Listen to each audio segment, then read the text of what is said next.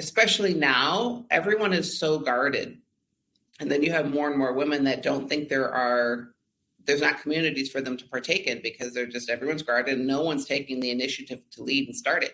So going back to when I had read that, and it was like, we do all have the power to just create our own community and start there. And hopefully it has a ripple effect. And my entire life vision, for the most part, encompasses in some way me being for others what I needed most and didn't have, at those periods of time when I was in that bad marriage, and even coming out of it and in the initial healing journey, there was no community. So I'm creating the community.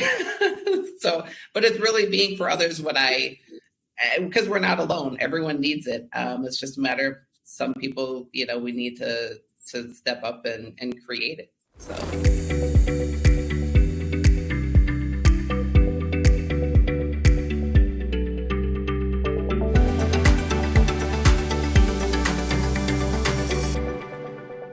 Welcome to the Beyond the Scale podcast. Today's special guest is Sarah Sawall, and she is the owner and operator of Qontevo, an online brand specializing in spacious meal prep bags that are both functional and stylish.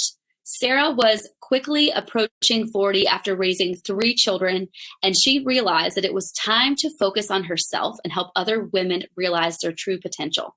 Sarah is dedicated to helping busy women on the go, healthy and fit. And her unique value proposition is that she understands the challenges that women face when trying to balance work, family, and personal time. So welcome, Sarah Sawall. Sarah, welcome to Beyond the Scale podcast. I'm so excited that you're with me this morning. I'm sure that your weather in Arizona is much better than ours here in Virginia, where it's 33 degrees and raining. But yes, thank you for joining us. Thank you.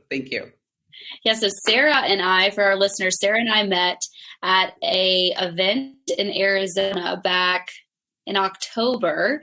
It was a day with Ed Milet. Oh, California. Yeah, that's right. California, Palm Springs. Yeah. And it was a day with Ed Milet, Brendan Burchard, Jamie Kern Lima. Who else? Great people. I'm drawing a blank on the names. And she sat. Yeah. And so Sarah sat beside me and we just started chatting, and we were buddies for the day. And Sarah, thank you for joining. It was a great day.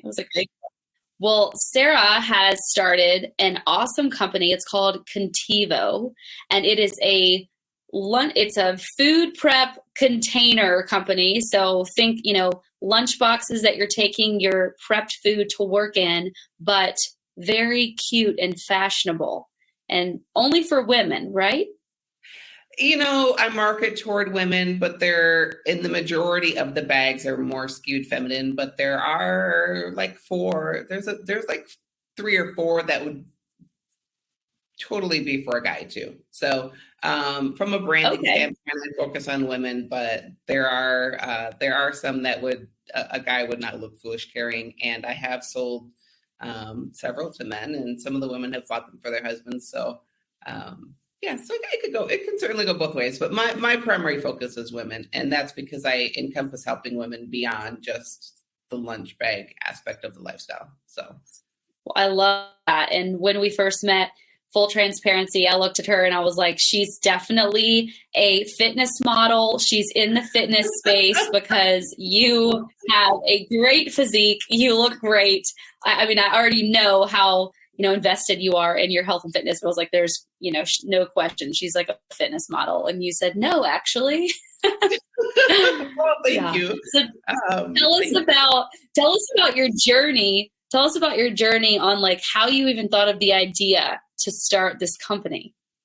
So it started with a need, but it actually started, the initial need was directly container focused, like the plastic container that you would put your actual lunch in. I had this idea for a silicone based one, went down the road of designing and starting with the prototypes and manufacturing of that. And then in the process of that, realized I did not like I found a need for lunch bags, better lunch bags in the market. So I'm like, well, what am I going to put this container in? Well, I don't like the lunch bags because I had struggled there myself as well. So it was kind of a vanity thing where I'm like, oh man, all the lunch bags really suck. And I don't want my cool container in ugly lunch bag. So I started designing lunch bags while that other project was in the works.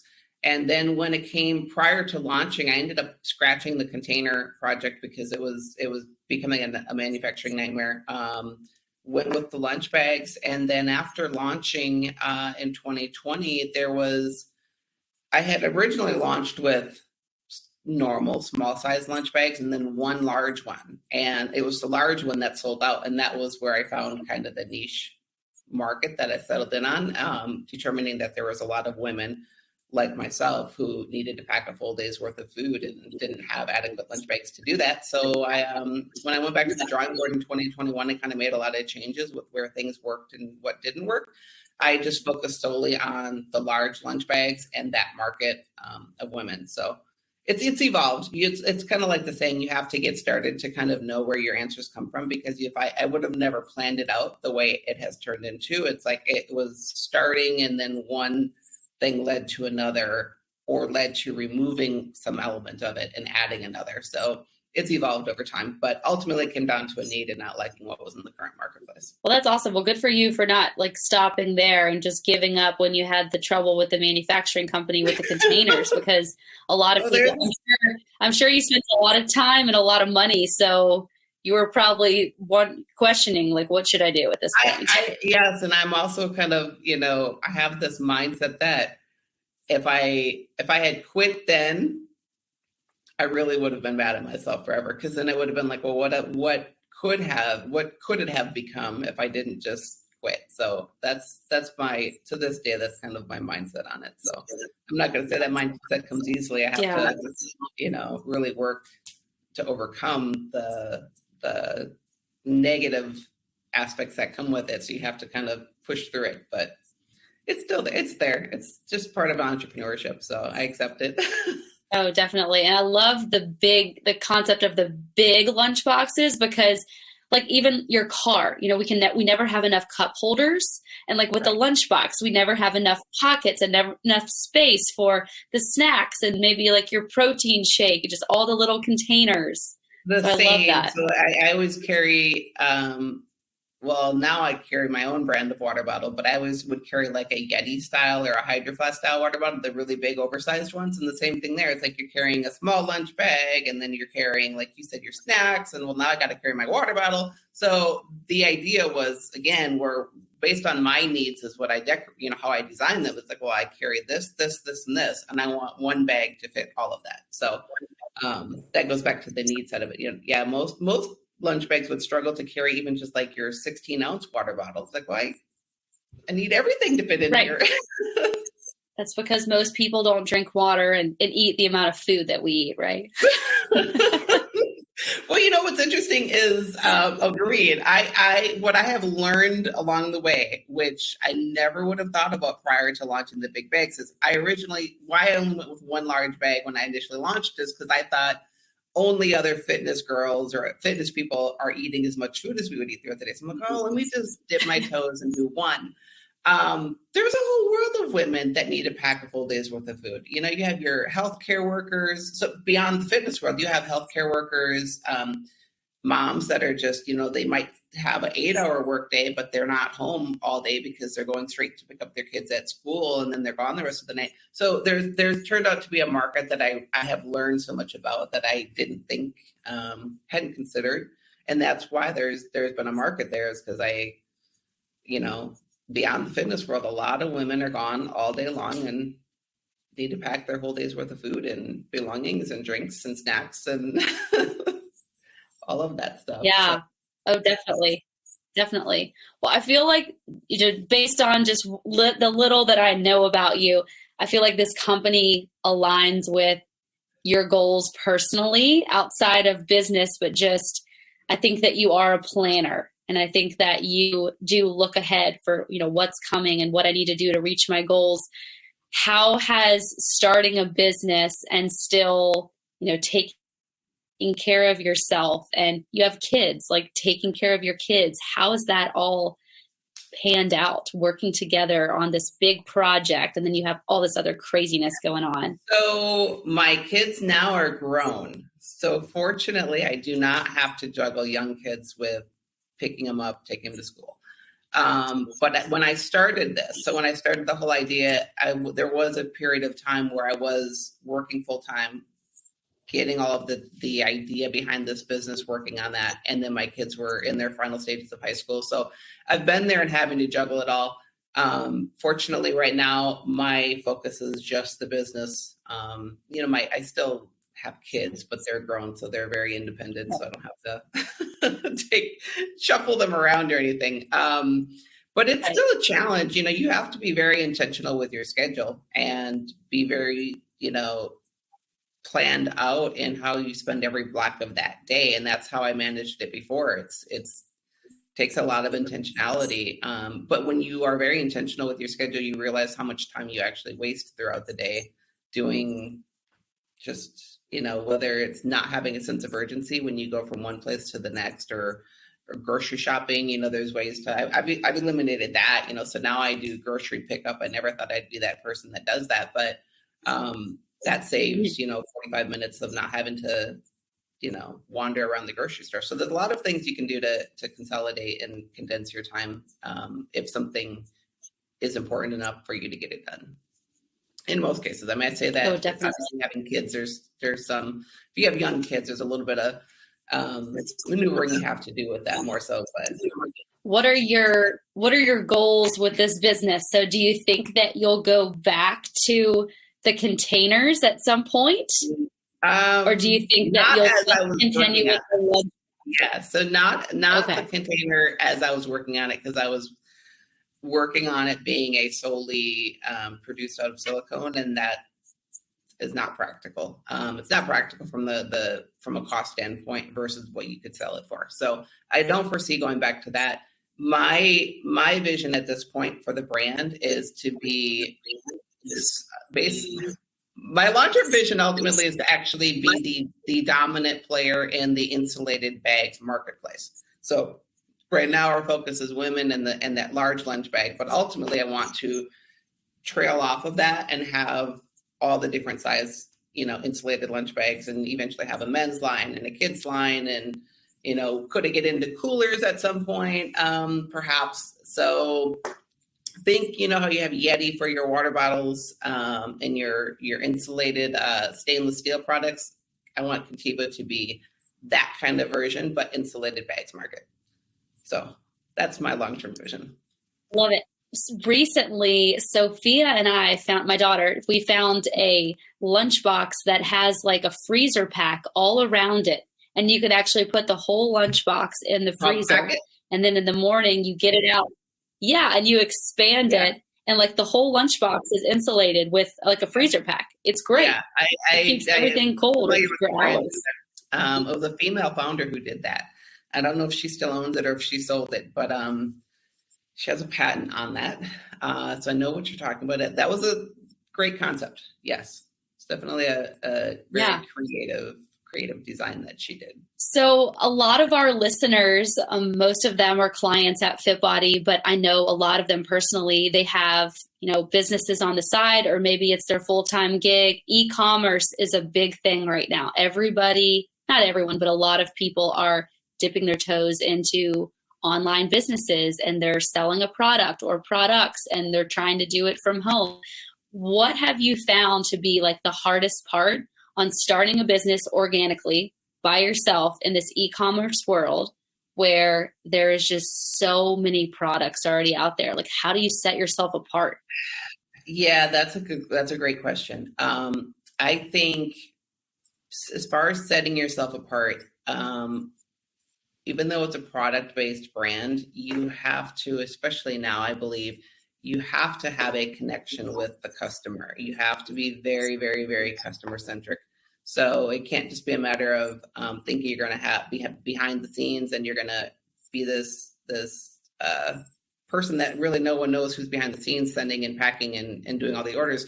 you have to be customer facing. And that's what I've learned. So the first, when I initially launched, I was not, but I have seen much more success since being customer focused, because people, when they're buying and referring, they're buying and referring to you as the brand owner, or the founder, or whatever that, however you position yourself.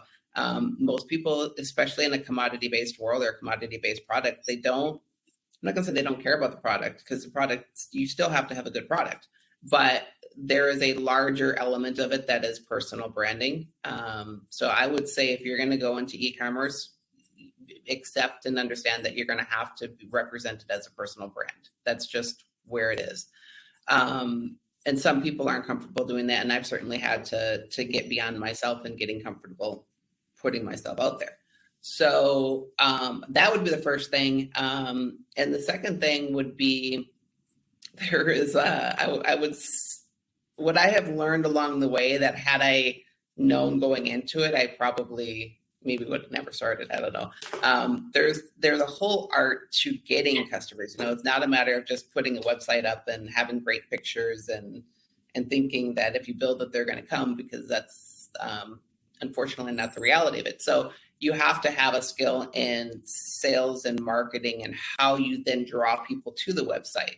So, and you're going to have to be a designer on some level, whether it's, making creative designs for your email flows and your Instagram content, or whatever that looks like. So the product becomes just a very small piece of the whole picture of e-commerce. And I think many people, at least that I've known personally, think that e-commerce is just this, I'm going to create a product and put it on the website and everyone's going to come and buy it and it's going to be wonderful and I'm going to be behind the scenes and not have to put myself out there. And it's not. It's as you're out there as much as you are in a service-based business.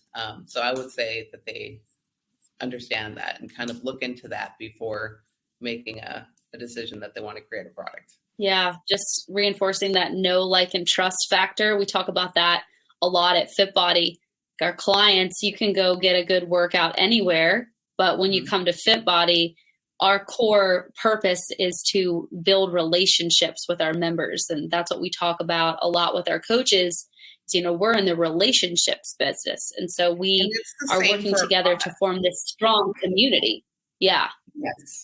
Yes. And it's the same for a product. Yeah, you have to. Which is why my focus has been on women with even the bags, because I have a connection with women. I want to help women, and given my own story and journey, that's where my passion is. So it's aligned very well for those reasons. But it's grown. That whole vision for it has grown since launching. It's evolved into its own thing. But if you're not willing to adapt and pivot and see where you need to go to grow a strong brand and have the passion behind it, you obviously have to really like people and like serving to as well, naturally, if you want it to be a little bit smoother journey. So right. And you have to put all opinions aside. You have to just focus on the value that you're creating, the impact that you're making, and not worry about anyone else. And I say a lot, if you didn't have the opinion of anyone else and you could do anything that you wanted to do, would you do it? And are you doing it today? And I think that that's what small business owners and entrepreneurs and in this e-commerce world, you really have to do that, because there's so much noise and there's so many haters out there that are trying to bring you down. And it's easy to get caught up in that. It really is. I think even some of the strongest minded people who understand that, you still have to at least I still have to remind myself of that, where it's like, no, screw what someone else thinks, or that someone else can't see the vision I have. And you have to be willing to just persevere in spite of that. For example, lunch bags. When I first started and was designing, and I think I had just launched, my nephew, who was like 17 or 18 at the time. I remember him, and he wasn't trying to be, mean or anything, but he's like, lunch bags? You're going to sell lunch bags? So it's like, people don't understand the bigger vision. It's like, no, it's not just a lunch bag. This is the carrier of everything that represents my day. But people look at things very granular, and you have to, as an entrepreneur, you have to really be able to see a big vision that no one else is going to see or understand, and be willing to keep pursuing that despite other people not understanding it. And that's how you have to see it. It's not even, their opinions are based upon, you have to understand that their opinions are based upon their small view versus the vision that you have. And when you can kind of understand it from that standpoint, you're like, oh, your opinion doesn't really matter because you can't see the vision. So right. Yeah. Too many people are focused on why what you're doing is not going to work and why it's going to be hard for you versus, oh, this is what could happen. These are the great things that could happen for you and your business. Right. And that's for so many things. It's like, I would rather, for me, the what could happen outweighs the worst case scenario. It's like, well, if it comes to fruition, it's like, if it comes to fruition, the outcome is going to be what I envision is going to be great. And then if it doesn't, and it all, fails, and I fold up, and, at least I tried, and I can sleep well at night. If I hadn't tried and hadn't pursued something, that doesn't sit well with me. Well, I'll share my e-commerce story really quick with you. So I have been for the last 6 years making shirts for our clients at Fit-Body. So I have a heat press in my basement, and my husband's company, they actually manufacture heat press and vinyl materials. The company's called Stahl's International. And I had a lot of fun with that. I've been doing it for years. It's so much fun to design. Well, I decided in the middle of COVID, why not make this a business? I'll make a website. I can sell my shirts to anybody. I'll even get some other cute wholesale items and, resell them. I spent like countless hours, weeks, months on this website. I built it all out, took so much time. And then once it was up, I was like, why wasn't anybody going to my website? Like, where are they at? Like, where's all my customers? It was so hard. And I did it for about 3 months, and then it just fizzled. I was like, okay, I don't have a real passion for selling clothes and t-shirts online. This is really my passion, but I'm glad I did it. I'm glad I tried.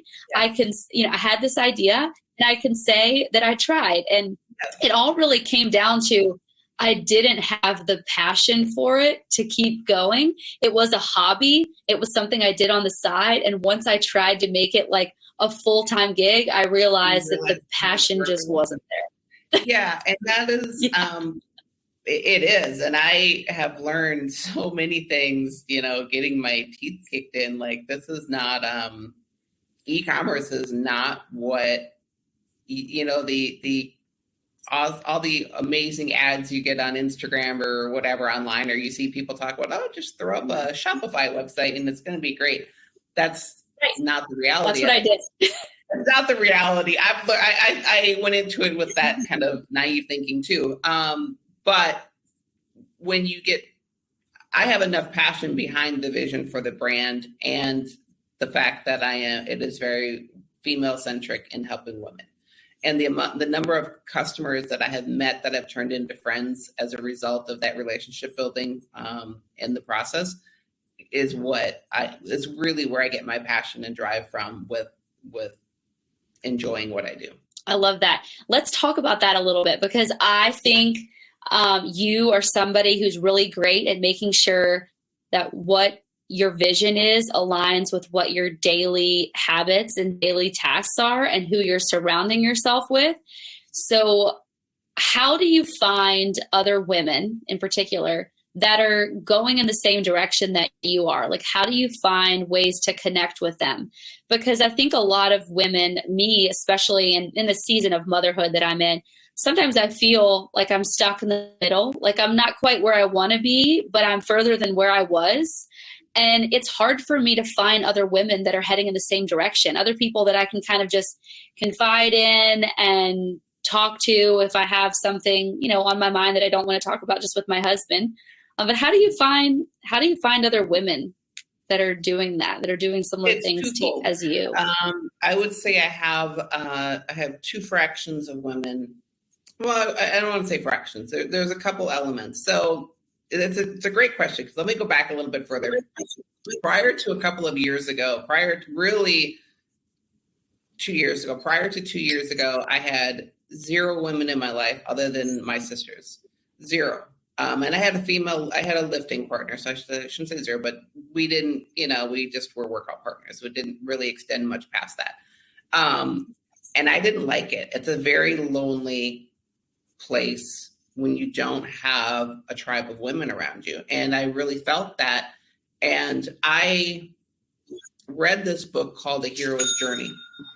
And in that book, it talks about we all have the capacity to create a community. What's stopping us? If we don't have a community around us, why don't we create our own community? So I have taken very intentional action of creating my own community because one didn't naturally come to me, and I don't think it's realistic to think they will come to us. But so I have taken intentional actions to create that community, and it's kind of taken form in a couple of ways. The brand is being one. I am very intentional with creating relationships with customers. Every customer that wants to create that relationship back, I do. I send personal thank you cards and messages on Instagram if I have their handles, and a Facebook group now we have. So there's a community there of women that I surround myself with. On the growth side that I think you were alluding to with the first question was being involved in masterminds. I'm in RTA, as you're aware, which is a business mastermind group. The very close friendships I have around that trajectory of we all have these big visions for ourselves. Those were met within RTA, but that takes also going outside of myself and putting myself in what would have 2 years ago been very uncomfortable situations for myself. But I knew I needed to just kind of put myself out there and be uncomfortable for a moment to create that tribe. I'm very intentional with my on the non-business side. My personal story as far as kind of where I came from, my journey. I was married for 15 years in an abusive relationship, and I've been very transparent in putting that story out there via social media on my personal page. And there's been a lot of women connections I've made that way, as far as women being in similar abusive situations or just out of an abusive situation. In most cases, they're in them, and they'll reach out, and I'm kind of a source of power for them to hopefully get them out of those situations. So, but it's all been very intentional. I've had to put myself out there with the idea that I want to create a community of women trying to better themselves, whether it's relationally, health, fitness. So it's taken strategic ideas and being creative on how I can do that. But then once you start going down that path, it all just kind of starts coming together. But you have to be very intentional about it. And I was intentional because I wanted nothing more than to create a community of women. And I think there is, especially now, everyone is so guarded. And then you have more and more women that don't think there's not communities for them to partake in because everyone's guarded and no one's taking the initiative to lead and start it. So going back to when I had read that, and it was like, we do all have the power to just create our own community and start there. And hopefully it has a ripple effect. But my goal with everything and my entire life vision, for the most part, encompasses in some way me being for others what I needed most and didn't have, at those periods of time when I was in that bad marriage, and even coming out of it and in the initial healing journey, there was no community. So I'm creating the community. But it's really being for others because we're not alone. Everyone needs it. It's just a matter of some people, we need to step up and create it. I love that. I heard Mel Robbins say once, if you want your life to be a party, have a party. And she was talking about, have you listened to her podcast, her new podcast? I'm on her podcast, but I've seen a lot of her content. I love her. Yeah. So she has a new podcast, and it's really good. It's very uplifting. She's just such a positive person. And she shared an episode and said, I'm feeling like I don't have as many friends as I used to have, or I'm not being invited to things. And she said, instead of saying that, I'm just going to start inviting more people over. And if I want my life to be a party, I need to host the party. Many of us are just waiting. And that's exactly it. And I Yeah. was the person that was just waiting, there was, for years, I yearned for female connection and relationships and all of these things. And I was just waiting for them to come to me, or I was waiting for a female to recognize that I needed a friend or needed a shoulder. And it's like everyone's so caught up in their own life, they're not going to recognize it. And it's hard to. So, yeah, I'm like, well, fuck it. I'm just gonna, I don't know if I can say that. Screw it. Yeah. I'm going to just create it. And that's it's really blossomed. It's really blossomed. And then once you start seeing it blossom, you just get more and more eager to try to suck in as many women as you can into this, because it feels good and more women need it. So, but you have to create it. Definitely. You have to create it, as Mel Robbins said, if you're, and that's right. Uncomfortable. So it's uncomfortable for many. It was uncomfortable for me initially. So I can see where it's not being created, because people don't. What I think, actually, what I would add on that is, I think if people realized it's actually much easier than one would give it thought, I think more people might start to create. It's easier in that everyone, if you're wanting it, it's more than likely everyone around you, or a lot of people around you, are wanting the same connection. So it just takes one to kind of light that spark, and then people are gravitated toward that, and they want to be a part of that. So I think sometimes we get so in our head, we want to reach out to somebody and connect with someone, and we to ourselves, oh, they wouldn't connect with me, or they wouldn't want to talk with me. And then you do, and it's like you actually both had the same feeling. It's like you have this a little bit of anxiety around forming a new friendship or starting a new connection with someone, and you both actually have that anxiety. It's just, you just didn't know. And so you let fear hold you back, and it is uncomfortable. But once you get past that uncomfortable stage, a true friendship is awesome. For sure. And not every single attempt at connecting with someone is going to end in a friendship or end in them really becoming a part of this community that you're building. But I would say those are fewer scenarios than the majority. So yeah, there's going to be, as long as you're not viewing it as rejection, and you're just like, okay, I try to look at it from that person is just not there yet, and not everybody is there and ready to be open and in a psychological place to where they want relationships, because they might still be very hurt or guarded. And you just have to kind of look at that with a little bit more compassion and understand, okay, that wasn't a fit, or they're not ready right now. And, bring the next woman into your tribe. There's plenty of us out there that need that connection. And it comes down to human connection that everyone wants. And we just got to go, create a welcome community for them to be a part of. Definitely. And I used to be very focused on thinking that the people that I filled my time with, my free time with, needed to be somebody that was in my backyard.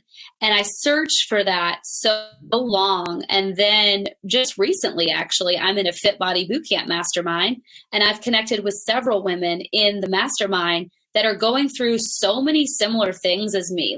They all have small children. They have multiple Fit Body locations. They're going through these same struggles as me. And here I'm feeling so alone.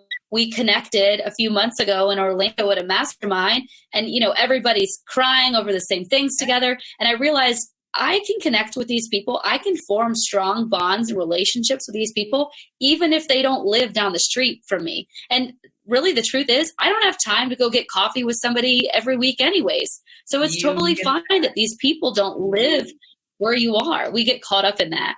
That's a very, very good point. And that is so true, because I did the same thing. I got caught up in where I didn't have relationships. I was like, well, I don't come across any women, and, people aren't friendly and whatever. Yeah. But, and, with the exception of some of the RTA women that I'm friends with are from the Arizona location. So, chapter, I guess you could say. So that, but even then it's like we meet up we had dinner last weekend, and it was like after 6 weeks of planning of where we could fit it into the schedule. So no, it doesn't have to be local. Some of the customers that I've become friends with through my brand, I've not even met in person, and they live in all these different states, but they're, I feel like I know them. I feel like if I did meet them, or when I someday, I think I will end up meeting a lot of these women. It's like when I meet them someday, I'll feel as though I've already met them because I feel like I know them already. So yeah, you have to, I think some of us, depending upon the age and generation, but it's like we have this misconception that thinking that you meet someone on the internet or meet someone through some kind of internet channel, you think it's this weird thing, and it's not. If you view it as just a form of connection and a way to connect, the entire world has just been opened up to you of now who you can possibly create a community around, and you don't have to rely upon that 5-mile radius. And I did a post on this on my Instagram page, because I was that person. I used to be on social media. I've only been posting on social media since like about this summer. Prior to that, I would be on there and I would create a profile, and then I would delete the profile, and then I would come back. And it was always because I had this like negative experience with social media. And then I realized, I'm like, social media is just an algorithm. It's going to deliver to you that which you're putting out. So when you start just being very intentional with positivity and empowerment and creating community and creating connections, it's going to feed more of that to you. So that's how I approach social media. It's like, it's just, we have it. It's like this power at our fingertips to create the most amazing connections. And we can do that with it if that's how we approach the use of it, instead of just mindlessly scrolling and liking things that don't really feed our soul. So that's how I use social media. I use it as a very intentional outreach of, this is how I can attract to me that which I'm trying to create. I love that. And I think kind of going back to tying that with, building connections on social media and people that are not necessarily in your town. And then also the e-commerce business that you have and many other people. Like today, a lot of women in particular are very focused on, if they post something, how many likes did they get? How many shares did they get? And my whole thing, I used to be so focused on that.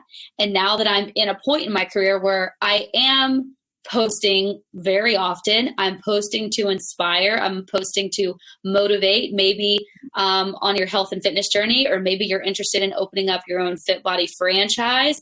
Doesn't matter what it is. If I can just reach one person, if I can just connect with one person, then my goal is reached. And it is so hard to get caught up in that. Like, say you reach out to somebody and they don't respond. Like, I used to be the person thinking, oh, what did I do? What did I say that made them not want to respond to me? And you can't do that. You have to just keep moving forward. When you understand, and I've been there, when you understand that way of thinking about it is actually very self-centered, because it is. It's like, we're focused on us. Well, what did they like about me? What did I do? Right. And you have to make everything completely selfless, to where it's like, okay, it's like everyone has their reasons, and it has nothing to do with self. It could be that they were just simply too busy, or it wasn't for them. And at the end of the day, none of it matters, because it doesn't. But what you said about just helping one person, I struggled with posting to social media ever to begin with. And then I've eased my way into it and getting better at it. But it's like, there have been times where I would post something about a workout or, different categories of things. And I'm like, oh, this is silly. But I'm like, oh, okay, whatever. Maybe one person in it's interesting, because the things that I was most hesitant to post have always been the things that were the most impactful, even if it was to one person.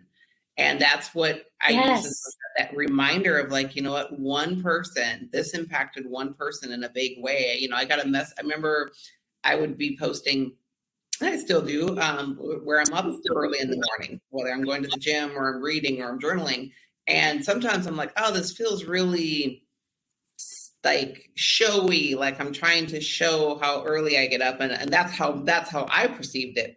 But I'm like, no, this is my life. I'm going to post it. And then I got a message from a lady who I've never met, don't know her other than chatting online, and she's like, thank you for posting everything you do. She's like, watching your post, she's like, now I get up 15 minutes earlier every day so I can journal, and I started journaling again. So that was where I was like, it really hit home and reminded me of the help one, as long as you impact one person. And I've posted things that men have been impacted by in a positive way.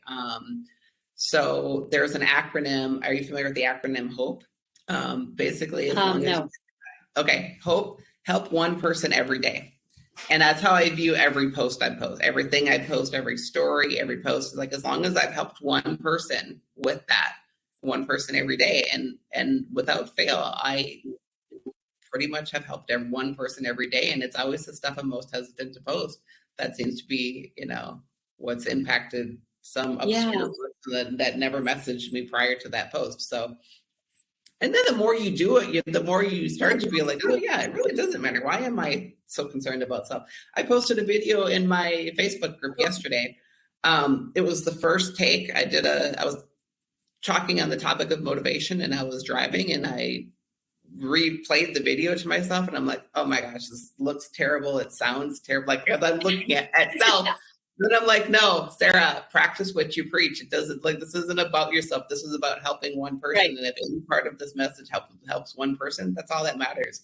So I just posted it as it was. I didn't edit it. I didn't retake it. It was just, I practiced what I preached to myself in that moment. So the raw and the real. I love it. I always, when I post, I like to say that I want to post to be relatable. So relate, but elevate. So what I post, I want to be relatable for other people, but then also motivate someone. And so there have been times, one of my coaches, we discussed this the other day, actually, we said there are times where we'll post a struggle that we're having, but there's also a message built into our struggle. This is how I'm overcoming, and this is what I'm doing to get myself out of this struggle. But instead, other people are so focused on the struggle, they'll comment and say like, oh, hang in there, I feel ya. They'll look at it so negative, and we're like, no, we don't want your sympathy. We want you to be inspired. We want to motivate you because we know that you've been there as well,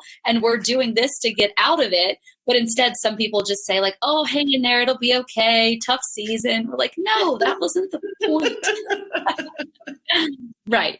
But relate and elevate. Relate but elevate is what I say. Yeah. And it's funny because I'm like, prior to posting something, and I'll be like, this is so, but then at the same time, I realized, no, this is what you have to do it this way, because I personally don't like the accounts and the images of people that are so curated and so perfect and so, their Instagram grid is like perfectly laid out and planned. And I'm like, my life isn't like that. So I am not going to try to have a perfectly curated Instagram grid. And that's even for my brand. Right. I don't want to, that's how much I want to make sure it's authentic. And I have to just practice that to everything. So that is how you would relate, because I feel like the more I curate something, the more I try to edit it, the more unrelatable it is to even myself, much less the audience. So, and not everyone maybe likes that. Some people maybe do like the curated perfect stuff, and that's fine. It's, you want to speak to your audience, and that probably wouldn't be my audience anyway. So exactly. Well, and I think that's a true testament to your character and your brand as a whole.